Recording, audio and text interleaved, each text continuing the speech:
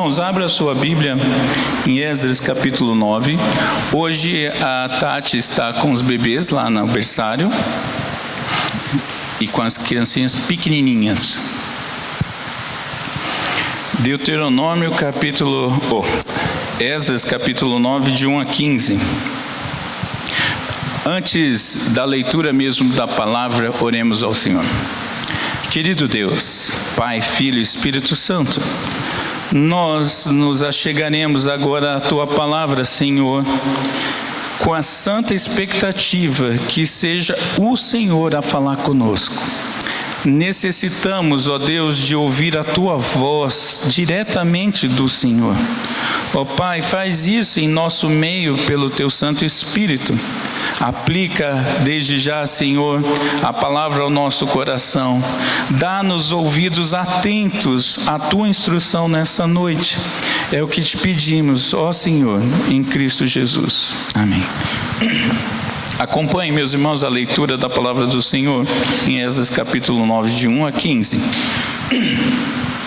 Acabada, pois, estas coisas, vieram ter comigo os príncipes, dizendo: o povo de Israel e o sacerdote e os levitas não se separaram dos povos de outras terras com as suas abominações, isto é, dos cananeus, dos heteus, dos feruzeus, dos jebuseus, dos amonitas, dos moabitas, dos egípcios e dos amorreus. Pois tomaram das suas filhas para si e para seus filhos, e assim se misturou a linhagem santa com os povos desta terra, e até os príncipes e magistrados foram os primeiros nessa transgressão. Ouvindo eu tal coisa, rasguei minhas vestes e meu manto, e arranquei os cabelos da cabeça e da barba, e me assentei atônito. Então se ajuntaram a mim todos os que tremiam das palavras do Deus de Israel, por causa da transgressão dos do cativeiro, porém eu permaneci assentado atônito até o sacrifício da tarde. Na hora do sacrifício da tarde, levantei-me da minha humilhação com as minhas vestes e o manto já rasgados, me pus de joelhos, estendi as mãos para o meu Senhor, o Senhor, meu Deus, e disse: meu Deus, estou confuso e envergonhado para levantar a Ti a face, meu Deus, porque as nossas iniquidades se multiplicaram sobre a nossa cabeça e a nossa culpa cresceu até os céus.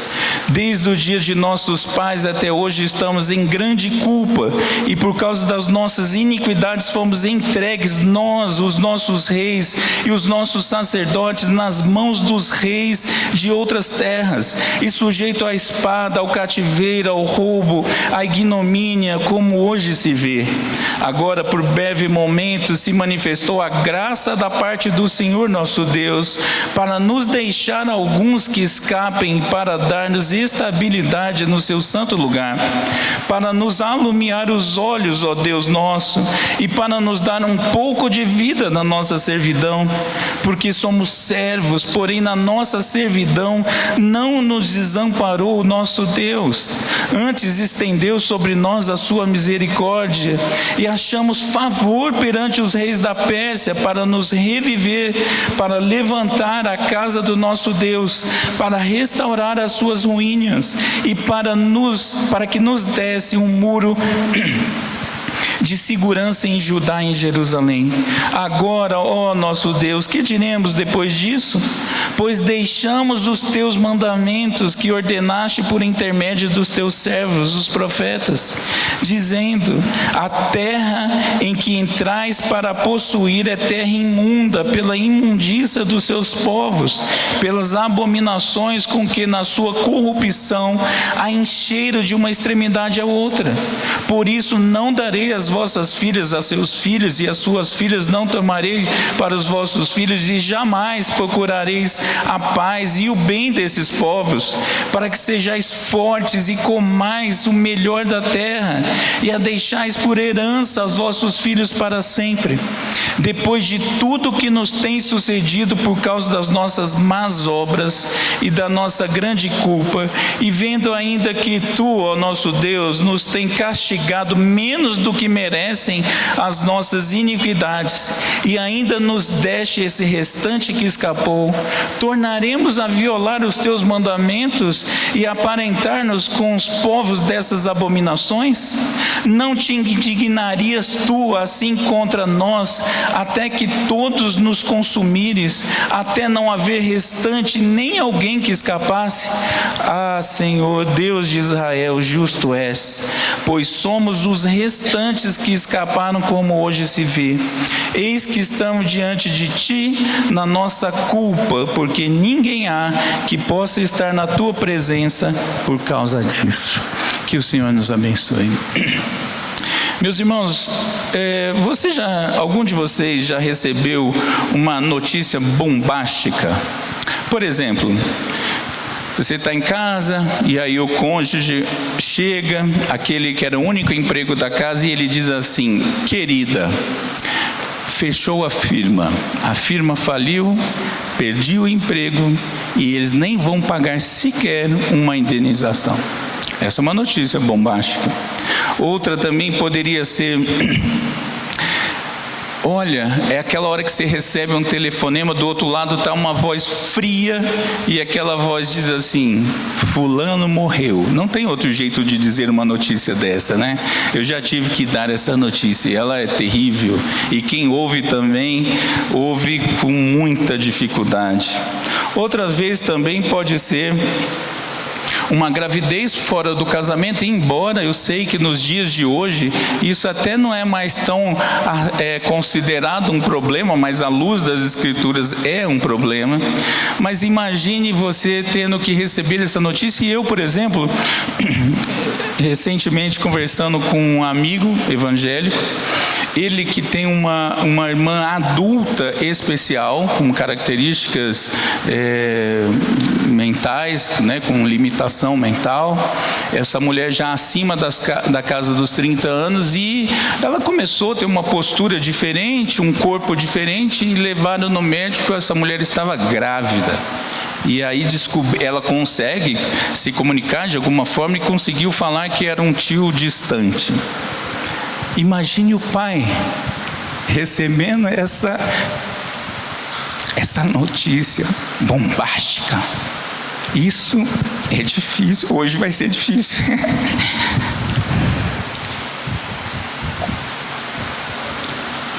Hoje vai ser difícil. Imagine receber uma notícia dessa, meus irmãos. E isso acontece constantemente nas nossas vidas, notícias que arrebentam o nosso coração. E aí, normalmente, a pessoa fica sem chão, não é? Sentimentos obscuros confundem a nossa mente. Alguns sentem vontade de tirar na própria vida, outros têm vontade de tirar na vida do outro, outros têm vontade de sumir. Muitos sofrem doenças pós-traumáticas, como fobias, depressão e outras coisas, tudo por conta de uma notícia bombástica. E aí logo vem aquela pergunta: o que eu faço agora? Essa é a realidade, meus irmãos, comum de uma notícia bombástica. E Esdras recebeu uma notícia bombástica, totalmente inesperada. E é isso que eu quero olhar para essa história com vocês nessa noite e entender algumas coisas. Vamos olhar para o texto e entender a notícia que Esdras ouviu, a reação de Esdras e a oração de Esdras. Em primeiro lugar, meus irmãos, versículos 1 a 2. Diz assim, eu quero passar o texto com vocês, eu quero que você mantenha a sua Bíblia aberta, seu aplicativo, enfim. Já no começo do versículo 1 diz assim: acabadas estas coisas. Que coisas? Sim, todo o texto que a gente vem expondo ao longo desses domingos. Passaram-se aqui menos de 5 meses. Isso você pode fazer a conta comparando o capítulo 7, versículo 9 com o capítulo 10, versículo 9. Quando você compara isso, você percebe que há mais ou menos 4 meses e meio, próximos a 5 meses. 5 meses depois da reconstrução, na verdade depois do retorno de Esdras e o seu grupo. E justamente porque Esdras agora estava ensinando a palavra de Deus, e como a gente sabe isso, lendo Neemias 8 conta como foi esse momento, a gente agora percebe que os frutos de ouvir a palavra de Deus começam a aparecer. Que coisa boa, isso é legal, somente isso é uma coisa muito legal. A luz então é lançada sobre um pecado que estava sendo tolerado e lembra aquele povo que eles pertencem a uma linhagem santa, a semente santa, conforme Isaías 6, versículo 13. Esdras foi capaz então de reaplicar o que poderia ter sido considerado como leis ultrapassadas para as novas situações, porque veja, desses 7 nações que a gente leu em Deuteronômio, apenas 2 ou 3 ainda existiam. Então, provavelmente você podia considerar uma lei ultrapassada, mas Esdras traz essa lei e juntando com as passagens das Escrituras, a fim de extrair princípios bíblicos e teológicos para tratar aquele caso em questão. Veja, então esse é o pequeno contexto dessa passagem. E aí começa então a situação. Ainda no versículo 1, os príncipes vieram ter com Esdras. Quem eram os príncipes? Gente, aquele período da história do povo israelita, príncipes aqui não era príncipe de filme de Hollywood, eram os líderes, principais líderes de cada grupo de pessoas ou de cada região. Os príncipes, os líderes do povo de Deus, procuraram Esdras para contar uma história. Assim começa esse texto. Os líderes procuram Esdras e Esdras, queremos conversar contigo, temos uma coisa para te contar. Às vezes no gabinete, ou claro, gabinete que eu digo de forma geral, né? Às vezes as pessoas me procuram e falam assim: pastor, eu quero falar com você. Às vezes, o tom às vezes já me dá um frio na coluna, né? Porque é aquela hora que você fala assim: o que vem por aí? Eu imagino que Esdras teve essa sensação, mas é só uma imaginação minha. Mas o fato é que ainda dos versículos 1 e 2, eles contam qual é a história que eles queriam dizer.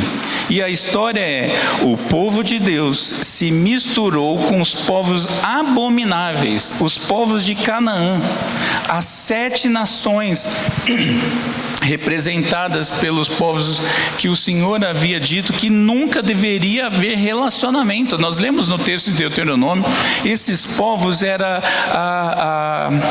a síntese do que Deus abominava. Por conta daqueles 7 povos, o Senhor falou: olha, com essa gente vocês não podem se misturar de forma alguma.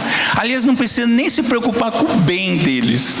Se eles estiverem morrendo, se eles estiverem afundando, não se preocupe, porque esse povo não vale nada. Não se misturem com ele. E aí esses homens chegam para Esdras e falam: o nosso povo se misturou. O nosso povo agora não é mais uma raça santa. O nosso povo não cumpriu aquilo que o Senhor tinha instruído, por exemplo, Êxodo 36, 11, 16, Deuteronômio 7, que lemos agora. Qual é então o pecado, meus irmãos, que está aqui? O que está acontecendo de fato? Eu vou sintetizar.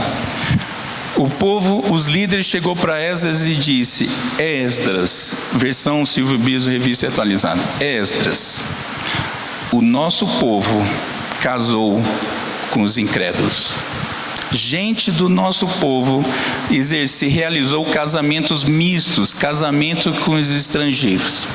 Aí vem aquela primeira pergunta: quem? Se fosse eu, já ia perguntar logo, né? Quem foi? Me conta, quero os nomes. E aí é a hora que piora a história, porque eles dizem assim: o povo que estava no exílio, aqueles que voltaram com você. O povo que estava no exílio estava vivendo dessa forma. E mais, Esdras, tem um detalhezinho a mais. Os líderes foram os primeiros a fazer isso.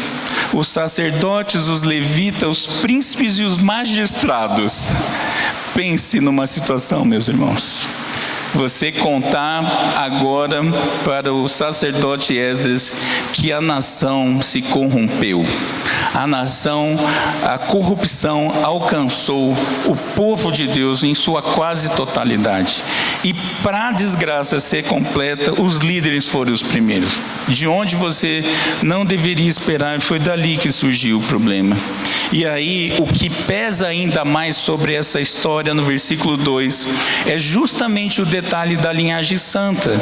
Porque tudo isso fica mais grave quando é lembrado que o povo de Deus é uma linhagem santa, separada por Deus para si mesmo, e que agora essa linhagem estava maculada.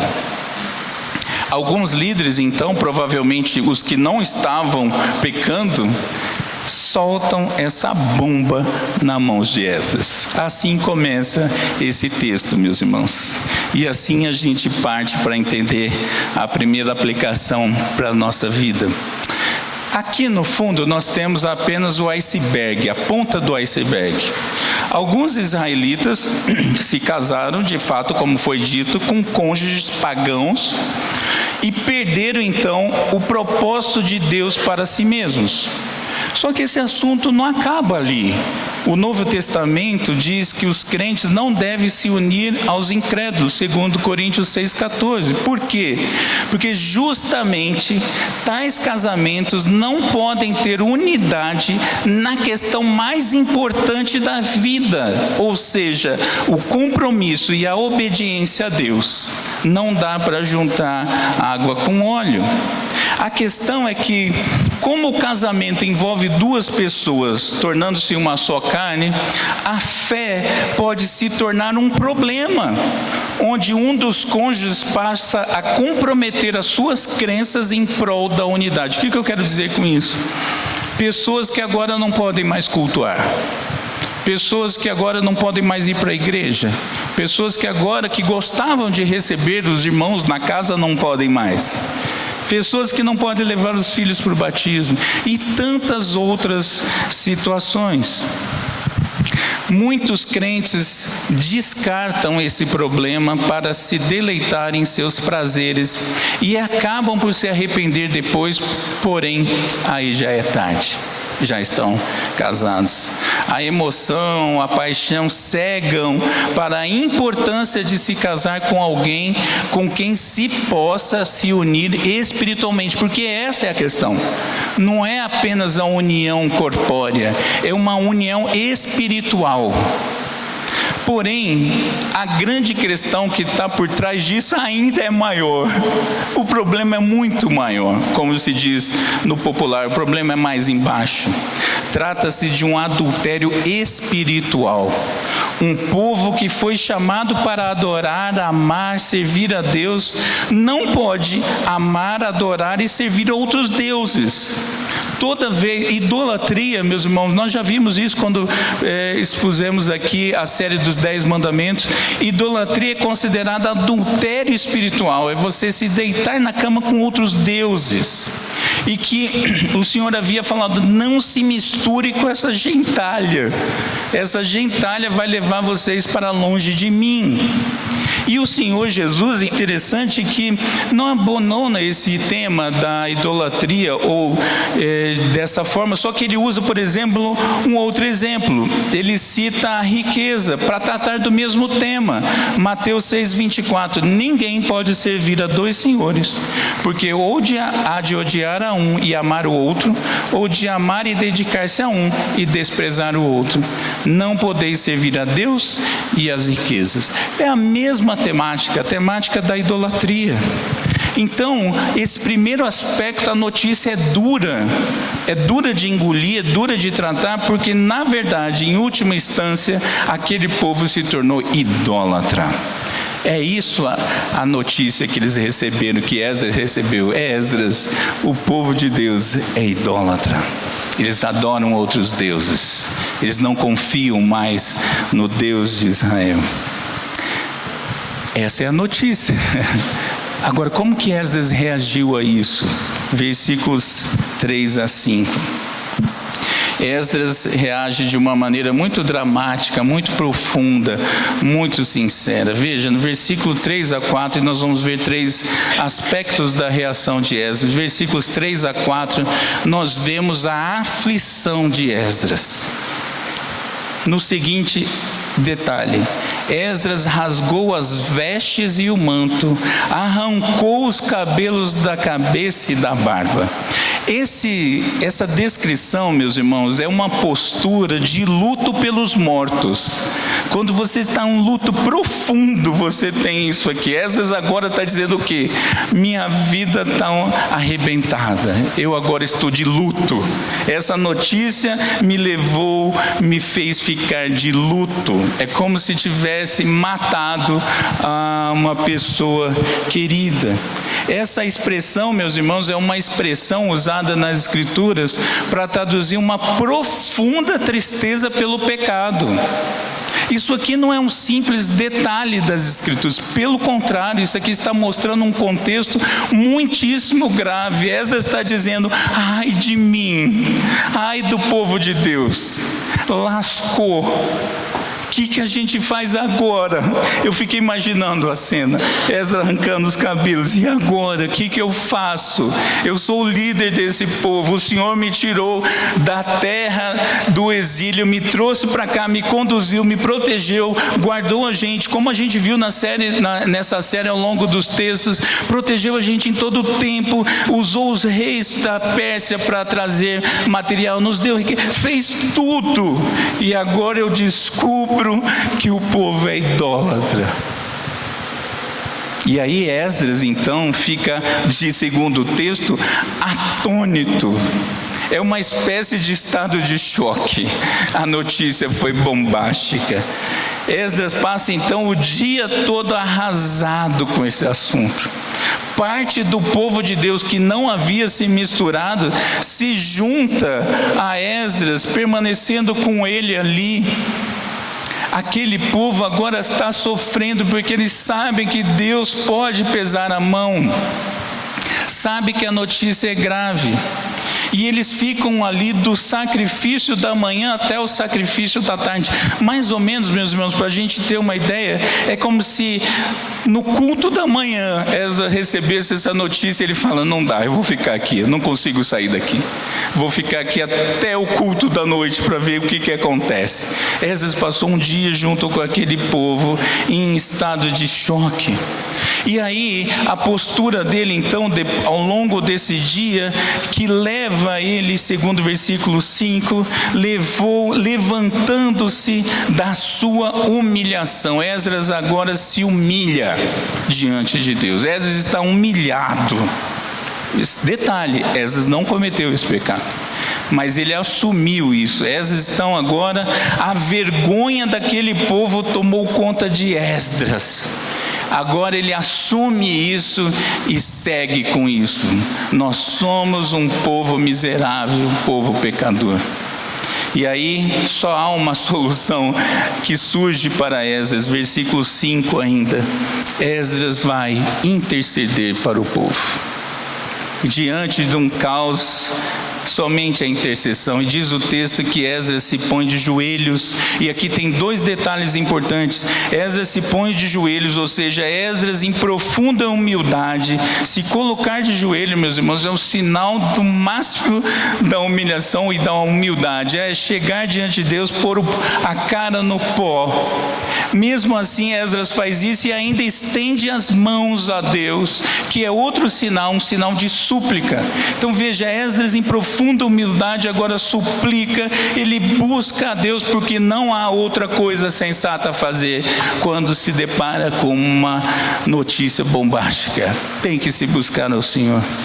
E nesse lamento, Esdras então expressou a vergonha pelo pecado, pelo medo das consequências, com certeza, e desejou que o povo reconhecesse o seu pecado e se arrependesse.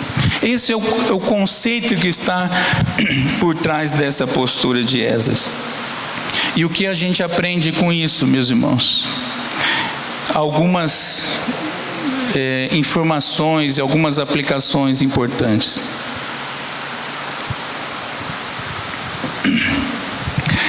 Cristo, diante da realidade do povo, também não os abandonou, não é verdade? Cristo sabia da realidade. Inclusive, Cristo intercede por eles. E Cristo se entrega por eles.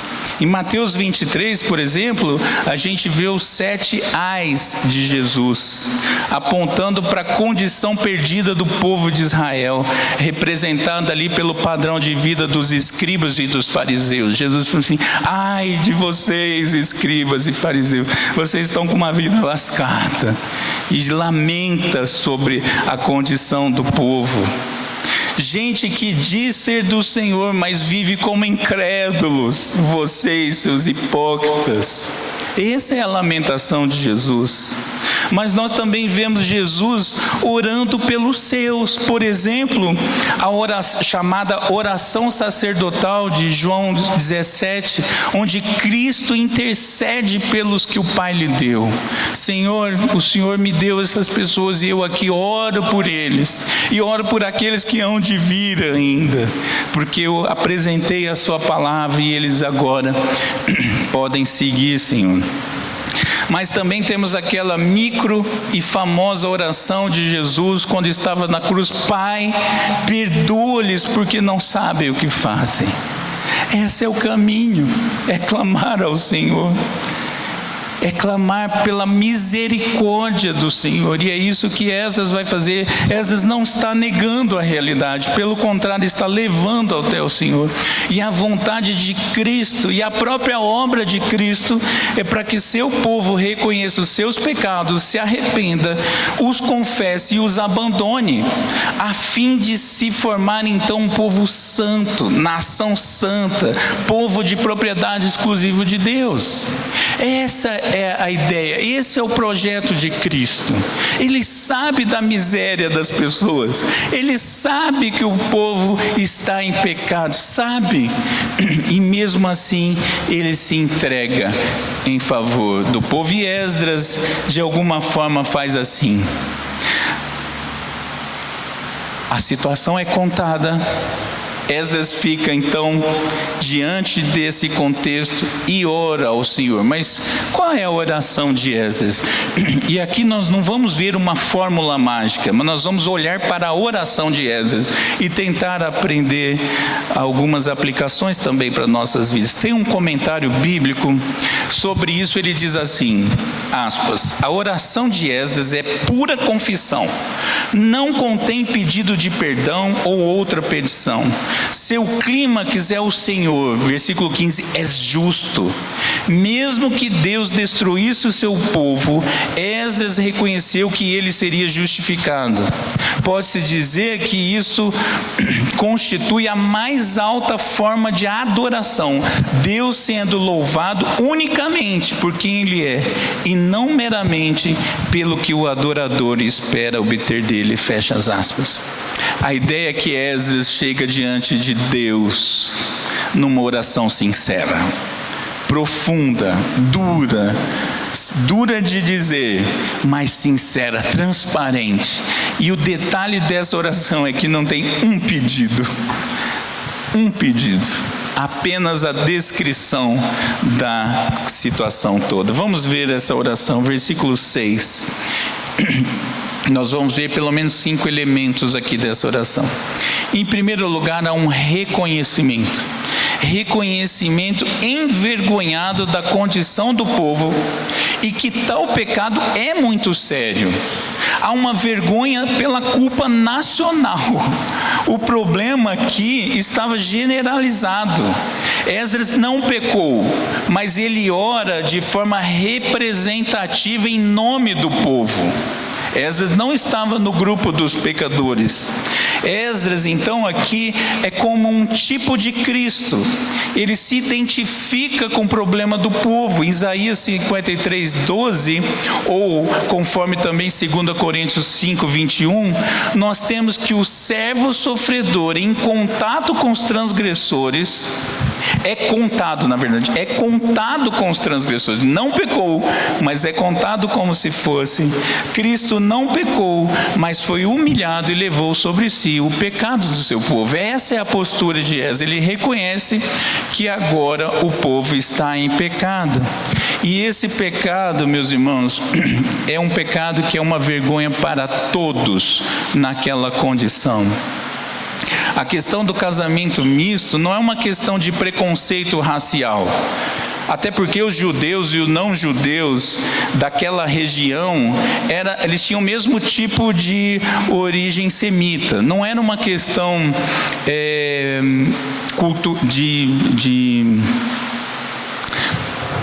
racial. A questão aqui é que aponta, como eu disse ainda há pouco, para um adultério espiritual do povo. Essa situação fere diretamente os 4 primeiros mandamentos. Ter outros deuses, adorar outros deuses, tomar o nome de Deus em vão e deixar de viver para a sua glória. Esse pecado do povo fere todos os 4 primeiros mandamentos que mostram a relação com Deus. A razão aqui, meus irmãos, da dificuldade e da dor é que era estritamente espiritual. É muito maior o problema. Não era uma questão social, era uma questão espiritual. A lógica é que um israelita que se casou com uma pagã, ou vice-versa, estava inclinado agora a adotar as crenças e práticas pagãs dessa outra pessoa. Se os israelitas fossem insensíveis o suficiente para desobedecer a Deus em algo que é tão importante quanto o casamento, como eles seriam fortes o suficiente para se manterem firmes contra a idolatria dos seus cônjuges? Traduzindo, o incrédulo arrasta o crédulo para a lama. Essa é a ideia. Não tem jeito, não tem outro caminho. Mas ainda um segundo aspecto dessa oração, versículos 7 a 9, é o alcance do problema. A devastação da idolatria gerada pelas relações mistas foi muito grande. O tal pecado já havia afligido o povo e já havia trazido sérias consequências. Foi por isso que eles foram exilados, dominados, subjugados por povos pagãos. É isso que Esdras está lembrando. Que olha, nós fomos para o exílio não é porque nós éramos bonzinhos, porque nossos pais pecaram, seguiram esse mesmo caminho. Meus irmãos, uma observação: ninguém peca sem afetar o outro. Ninguém. O seu pecado sempre vai afetar alguém, ainda mais no meio do povo de Deus, que é um só corpo. Eu me lembrei quando estava estudando do pecado de Acã, que Deus falou: não faça, não pegue nada, não sei o que, não leva nada para o acampamento. E o infame do Acã leva ainda em terra debaixo da tenda dele, e aí dá aquela confusão toda que vocês sabem, até que Deus traz à tona e ainda acaba com aquela raça. Mas o povo padeceu. Eles passam a perder guerras. Enquanto não vem à tona o assunto, Israel começa a perder guerras, morrer gente. E ninguém sabendo o que está acontecendo. Ué, nós estávamos ganhando até agora? O que passou a acontecer? Um miserável pecador no meio daquele povo estava arrastando todo o povo para baixo. Uma vez a gente estudando aqui sobre disciplina eclesiástica, e alguém me falou assim: mas por que o pecado do outro tem a ver comigo? Tudo a ver. Nós somos um só corpo. Se alguém pisa no seu dedão do pé esquerdo, você não sente? Ou por acaso você fala assim: não, aquilo ali é só um dedão, fica lá embaixo, não tem muita importância. Chega a doer até os olhos quando alguém pisa, ainda mais se for um salto feminino pisando no dedinho.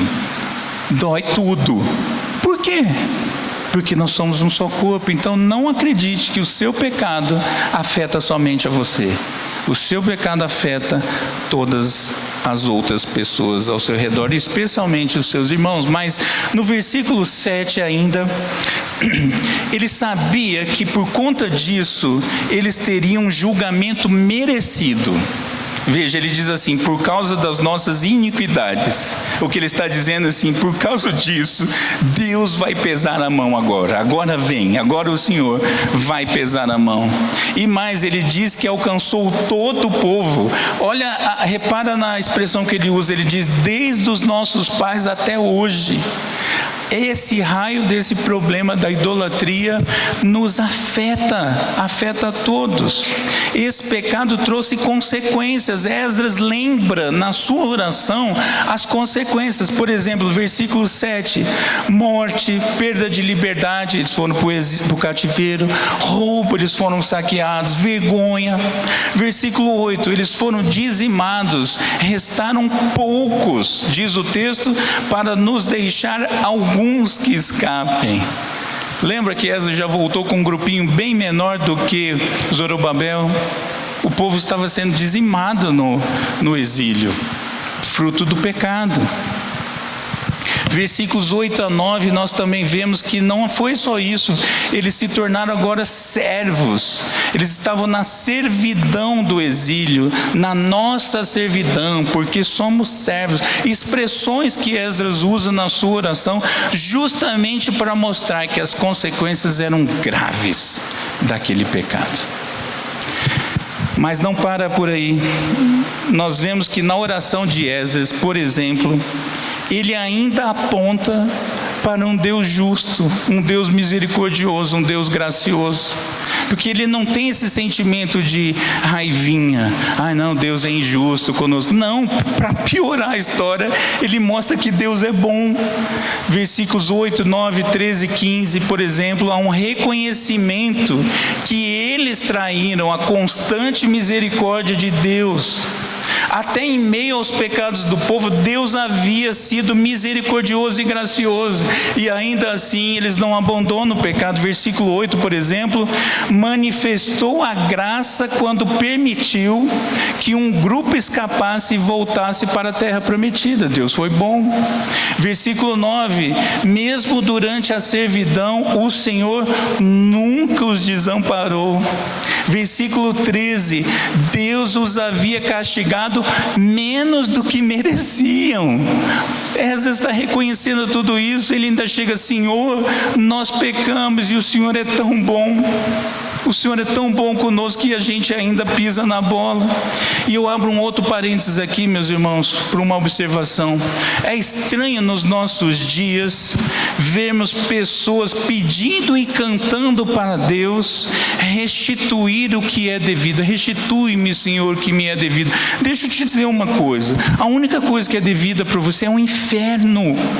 Não faça essa oração, não faça um pedido desse. Isso é um desconhecimento bíblico. Essa está dizendo o que a gente merecia era condenação, e mesmo assim o Senhor foi bondoso conosco. Versículo 15, ele diz o quê? Somente pela bondade de Deus, um Deus que é justo, somente por isso é que nós podemos estar na sua presença. Então veja, meus irmãos, que lembrar de quem Deus é ainda piorou a situação. E temos um quarto elemento nessa oração, que é justamente o que? A confissão. Esdras faz uma confissão específica pelo pecado cometido. Muitas vezes a gente vê o crente orando assim: Senhor, perdoa, tu sabes. Que oração é essa? Que oração pífia. Esdras não tem, ele sabe agora que ele tem que rasgar, ele já rasgou a sua vida diante de Deus, e agora ele leva abertamente para Deus a realidade, e ele conta, ele confessa o que eles tinham feito. Ele diz aqui: eles haviam descumprido a palavra de Deus, diz o texto: deixamos os teus mandamentos, entre os versículos 10 e 12. Esdras é claro: Senhor, nós deixamos os teus mandamentos, nós estamos descumprindo a tua palavra. E mais, não é porque eles eram ingênuos ou porque eles não foram bem instruídos. Não, pelo contrário, eles conheciam muito bem a palavra. Diz o texto que essa palavra foi justamente porque ordenaste por intermédio dos teus servos, os profetas. Eles sabem de onde veio a palavra. Eles não podiam falar que eles estavam sendo mal instruídos. O pastor lá não prega bem. A instrução, a teologia daquela igreja é fraquinha. Não, Esdras está falando, Senhor, a gente sabe a realidade. Tanto é que nos versículos 11 e 12, Esdras detalha toda a instrução que o Senhor havia dado no passado. Lemos Deuteronômio justamente para a gente perceber que eles sabiam a palavra de Deus. E sabe o que é interessante, meus irmãos? Que foi a própria palavra de Deus que fez a acusação formal contra o povo. Repara quando isso começou. Quando eles começaram a estudar a palavra de Deus, quando Esdras começou a ensinar a palavra de Deus, o povo, a palavra de Deus, acusou o próprio povo. E por último, ainda na oração de Esdras, Esdras sabe que existe um julgamento e uma condenação merecida. Muitas vezes o crente fala, isso não é justo o que está acontecendo comigo. Isso aqui, eu sou tão crente, eu sou tão fiel, isso não devia estar acontecendo comigo. Mas Esdras não fala assim. Esdras diz o quê? Ele reconhece que Deus teria toda a razão se quisesse para romper com aquela comunidade. Deus podia fulminar aquele resto ali, aqueles que estavam ali, até porque existiam outros judeus em outros cantos ainda espalhados que não haviam voltado, e que se Deus quisesse poderiam continuar com aqueles outros o seu propósito, porque os outros também estariam debaixo da sua aliança. Esdras então diz o que? Senhor, o Senhor pode acabar conosco. Você faz essa oração? Você consegue fazer essa oração diante da sua realidade? Meus irmãos, é fácil relativizar o pecado num mundo que vê o pecado como inconsequente. Mas nós devemos ver o pecado tão seriamente quanto Esdras via. Você não pode olhar para o pecado e achar que isso é besteira, que é bobagem. Você não pode achar que está descumprindo a palavra de Deus e que não vai acontecer nada, que está tudo certo, que é lindo o que você está fazendo. Esdras demonstrou ali a necessidade de uma comunidade santa ao redor do templo reconstruído, versículo 9. Porque Esdras cita, nós agora, Senhor, que nós reerguemos o altar, agora que nós reerguemos o templo, agora que o muro foi reerguido, nós estamos pecando. Nós precisamos também, meus irmãos, de comunidades santas nas igrejas locais. Nós precisamos disso, de um povo que reconhece a realidade da palavra de Deus. E mesmo, meus irmãos, quando nós pecamos da pior maneira, nós podemos voltar para Deus com orações de arrependimento, pelo intermédio de Jesus Cristo. Por isso que oramos em nome de Jesus, porque é o intermédio de Jesus, a mediação de Cristo que faz com que as nossas orações sejam ouvidas pelo Pai. Você pode ter feito a pior besteira da sua vida, você tem esse mesmo caminho a recorrer. Arrepender-se, confessar os seus pecados, arrepender-se e abandonar. Esse é o caminho. Assim como Deus deu ao seu povo naquele momento um muro que era essencial para a segurança e para a defesa contra ladrões e saqueadores, por exemplo, no versículo 7, Esdras traz essa informação. Deus, em sua bondade, nos dá nova vida e proteção em Cristo. Essa é a ideia. Nós temos ao Senhor, que é a nossa rocha, para nos firmarmos. Nós podemos e devemos alicerçar as nossas vidas na rocha eterna. Podemos e devemos nos alimentar do pão da vida. Podemos e devemos beber da água viva. Podemos e devemos nos voltar para Jesus. É isso que o Senhor espera. É isso que o Senhor espera. E eu concluo, meus irmãos, com algumas perguntas, pelo menos, como eu gosto de fazer. Como nós vamos sair daqui desta noite, diante dessa palavra? Há alguma notícia bombástica que você está tentando esconder do Senhor? Que você está ocultando do Senhor? Eu vou lembrar de 2 versículos desse texto para nos ajudar. Versículo 14: tornaremos a violar os teus mandamentos e aparentar-nos com os povos dessas abominações? Versículo 15: eis que estamos diante de ti na nossa culpa, ó nosso Deus. Meus irmãos, ainda que você tenha uma notícia bombástica para revelar, você também precisa saber que há uma solução infinitamente maior do que a sua notícia. A sua notícia pode ser realmente ruim, mas Cristo é superior a ela. Qualquer situação. Muitas vezes os crentes temem chegar ao Senhor, sendo que é o contrário. Eu tenho que levar ao Senhor as minhas mazelas. Diz o texto: onde abundou o pecado, superabundou a graça. Você fez alguma coisa? Sim. Está pecando? Sim, mas Cristo é maior do que isso. Não saia daqui dessa noite carregando algum fardo maior do que você consegue suportar. Confesse ao Senhor, arrependa-se, abandone, volte-se para Jesus. Clamemos a Deus, meus irmãos, por misericórdia, por renovo do alto, confiados exclusivamente nos méritos de Jesus. Nessa noite nós não vamos orar imediatamente, nós vamos cantar imediatamente. Eu convido você a se pôr em pé e a cantar. E após cantarmos, encerraremos o culto. E enquanto cantamos, meus irmãos, avalie a sua vida à luz desse texto dessa noite. Preste atenção nessa letra e oraremos assim que a música encerrar.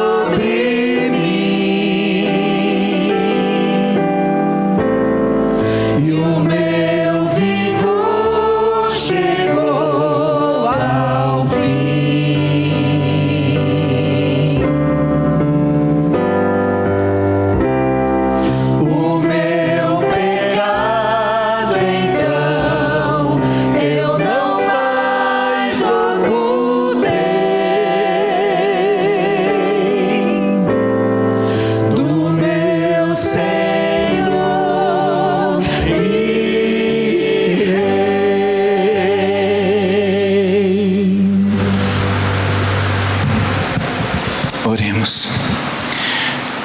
Querido Deus, Pai, Filho e Espírito Santo, nós nos achegamos a Ti, Senhor, para confessar a nossa vida diante do Teu altar. Senhor, esquadrinha a nossa alma e traz à tona, ó Deus, a nossa realidade. O Senhor nos conhece, o Senhor sabe muito bem quem nós somos. O Senhor sabe daquilo que temos feito que Te ofende. Ó Deus, temos descumprido a Tua palavra muitas vezes de forma contumaz. Ó Senhor, tem misericórdia de nós, do Teu povo. Olha para nós, Senhor, com graça, com misericórdia e perdoa-nos, ó Deus. Senhor, também Te pedimos que haja um renovo espiritual em nossas vidas, em nosso meio, para que possamos, Senhor, seguir Contigo da forma que é devida, para que possamos Te adorar de forma sincera e verdadeira. Deus, faz uma obra em nosso meio, transforma, ó Deus, o nosso caráter, para a glória mesmo do Senhor. Dá-nos, ó Deus, que esta comunidade seja santa, separada pelo Senhor deste mundo caído, das misérias e mazelas deste mundo. Tem misericórdia de nós, Senhor. Abençoe os nossos irmãos que não puderam estar aqui nessa noite por razões diversas, que a Tua bondosa mão os alcance onde eles estão também. Ó Pai, Te pedimos ainda pela nossa vida durante esta semana, para que o Senhor nos abençoe, nos livre do mal, nos livre das tentações deste mundo, nos livre de nós mesmos, nos livre dos nossos corações enganosos. Tem misericórdia de nós. Ó Senhor, atende também a necessidade do Teu povo nas diversas áreas: emprego, saúde, as emoções, finanças. Ó Deus, tem misericórdia do Teu povo. Abençoe também Teu povo espalhado pela face da terra, Senhor, que necessita também desse mesmo processo do Senhor, perdão e misericórdia. Dá, ó Deus, que a nação brasileira tenha uma verdadeira igreja evangélica, fiel, temente ao Senhor. Dá que sejamos fiéis dispenseiros da Tua graça, que nós sejamos luzeiros neste mundo caído, sal nesta terra que apodrece. Ó Deus, faz isso conosco. Nós Te pedimos isso confiados em Jesus Cristo, o nosso Senhor e Salvador. Amém. Igreja, que a graça do nosso Senhor Jesus Cristo, o amor de nosso Deus e bondoso Pai, a iluminação, a instrução do Espírito Santo de Deus seja com cada um de vocês, hoje e para todo sempre. Amém. Podeis assentar, porque ainda temos um poslúdio alusivo à Reforma Protestante, e depois eu darei os avisos.